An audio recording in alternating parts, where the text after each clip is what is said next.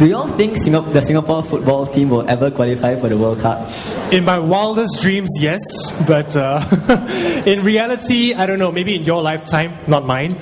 I remember there was this, I don't know whether you guys recall this goal 2010 that was unveiled some 15 years ago maybe by Ma Bao-Tan then. 2 years have passed, we're no closer to the World Cup. And I think it goes back to the same problem. Do we have enough people who want to take up football in this case? I mean, lots of people play football. But it's a popular sport. It is also very highly competitive. And when we look at ourselves as a country, we say, oh, we have 5 million people, we're never going to make it to the World Cup. But when you look at a country like Uruguay, for instance, they have, I don't know, maybe 3, a similar population as Singapore. They've made it to the World Cup. They won the Copa America. They're doing really well. They've got players like Diego Forlan, Luis Suarez. So what's stopping us from going down that route? It's a simple thing, culture. It goes back to what your schoolmate asked earlier on about why is it that more Singaporeans aren't interested in sport. If we do have an entire nation breathing, living sports, dreaming about sports all the time, I believe we can reach the World Cup. But as long as we're not there, I don't think we can at the moment, even if we import foreign talent. I agree with everything he says, but I think it will happen because I'm an optimist. I think you have to believe that these things can happen. I've seen very strange things happen in sport. At the last Olympics in Beijing, I watched a swimmer from Tunisia, and you never get swimmers from Tunisia.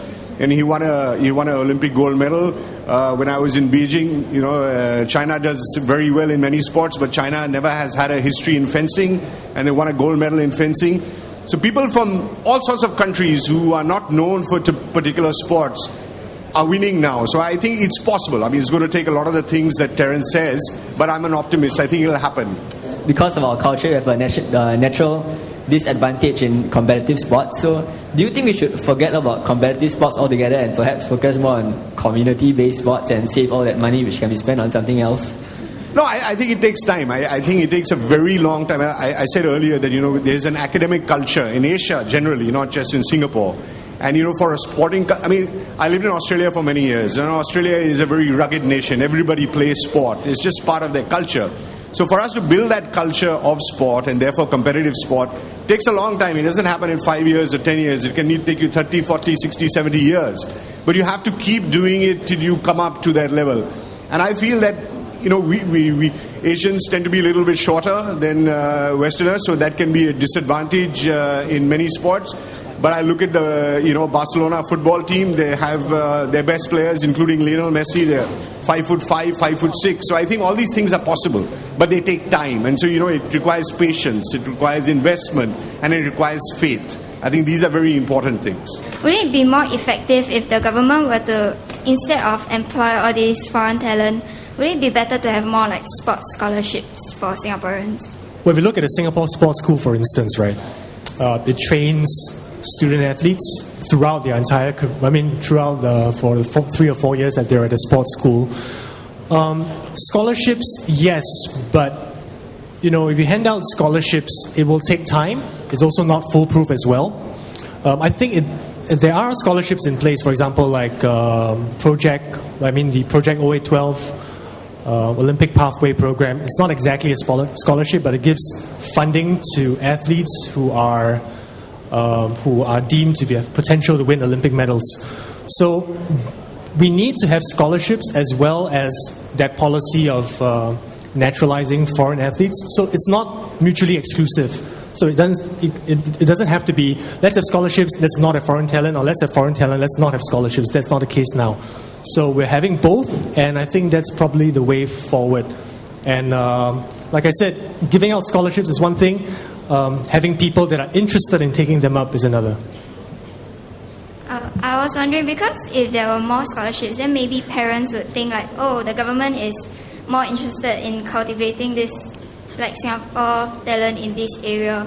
So maybe that way then the parents would feel like sports are like more prestigious, like you said. Well, I think already in some schools, for example, if you're good in a certain sport, you're very good at badminton or athletics or whatever, it does give you an academic advantage in a sense that, the school will look upon your application a lot more kindly. Giving out scholarships, I think it's if you look at the US, for example, they have the NCAA college system and all that. Prestige, yes, but what's more important is that they prepare for a life after sport. I mean, if your badminton career might last till you're 30 years old tops. As a footballer, maybe 35. What are you going to do after that? You know, are there adequate plans to prepare for athletes for life after sport? That is something no scholarship can give. Are there job opportunities for a retired canoeist like our friend here in 30 years' time? You know, that's going to influence his thinking whether to take up a scholarship or not. Will he earn enough money? Will he get jealous when he sees his banker friends, his engineer friends earning so much more money than him? I think that's the more important thing. So basically the problem will be like what you're going to do after your career ends. Yeah, I think it's an entire life cycle. When you talk about sports and an athlete, it's not just about that 5 years when you're shooting hoops, when you're running, when you're jumping. It's more than just that. It's about your life after that as well. Are you going to become a full-time coach? Will that be lucrative enough for you? A scholarship can pay for your education, but it cannot account for your talent. It cannot account for what you're going to do when you finish sports. In Singapore, it's like we don't really focus that much on sports because there's more emphasis on education. And the athletes here, if you compare to like China and stuff, where our standard isn't very high, and like what incentive is there for student athletes to train? Because in China they start training from a very young age, but over here it's like you get talent spotted in school and that's how you start training.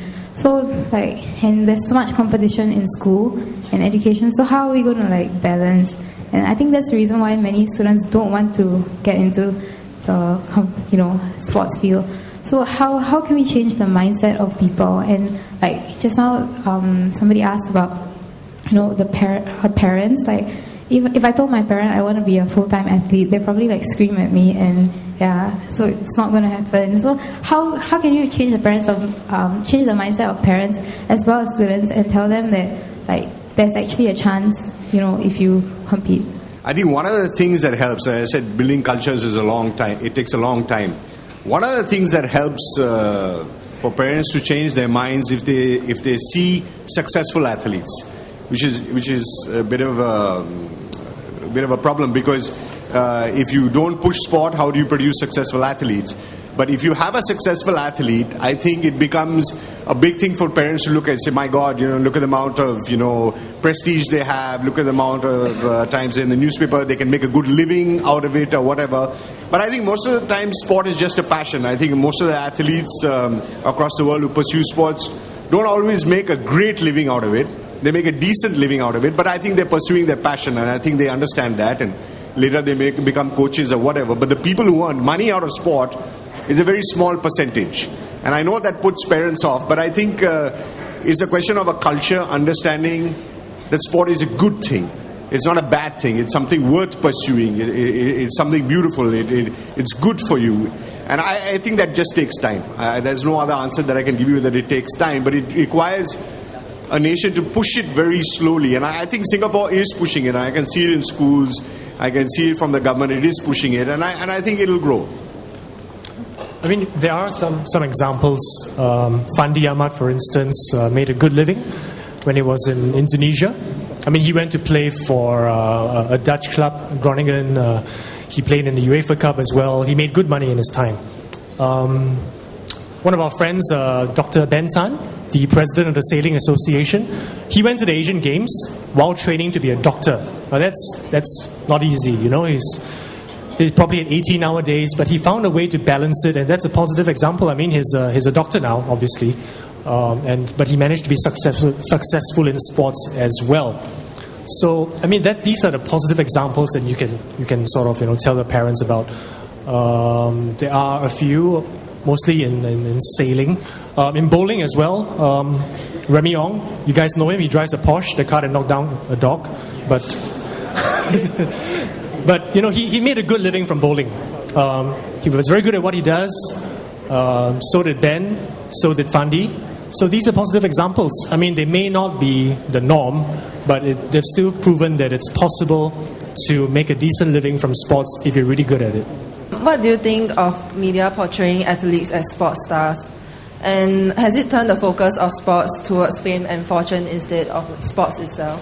I think we live in a world generally, I don't think it is just to do with sport. I think we live in a world full of stars and celebrities, and apart from just how you play the game, like I was talking about fair play, we're interested in who's a footballer dating, or what car is he driving, or what restaurant he's going to. For me personally, I don't really care for that. I think that's unfortunately a lot of people are interested in that. The side, the part of fame, they like the whole idea of this star and where he goes and the nightclubs he goes to. Doesn't interest me at all. I'm not interested in that. I'm more interested in the sports part of it. But I can understand, because I think the whole culture across the world has shifted to little bits of news on the internet and who's doing what and where are they going, and in a way I think it takes away from sport. I think it distracts us from what actually is going on a sports field and what we should be learning, rather than just talking about players' salaries. But I think people are very fascinated by money, for instance, rather than how actually an athlete becomes great and the hard work he takes. So yeah, I would actually agree with you. I would say that there has been a shift, and I think it's a shift in almost every area, whether it's to do with actors or whether even it's about musicians or whatever. Rather than about their art, we're looking at other things. And maybe sometimes, it comes full circle and it'll come back again and we'll be more interested in their craft. And I hope it happens, because I think that's more important. It's a double-edged thing. I mean, you talk about fame and fortune and all that.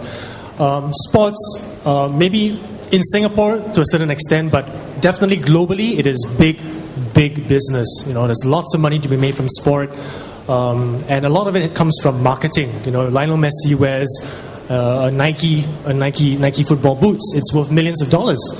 That's fame. That's definitely fortune, and that goes back to showing people that sports can be a viable career. Because looking at Formula One, 10 inches on a car is worth millions of dollars in advertising money.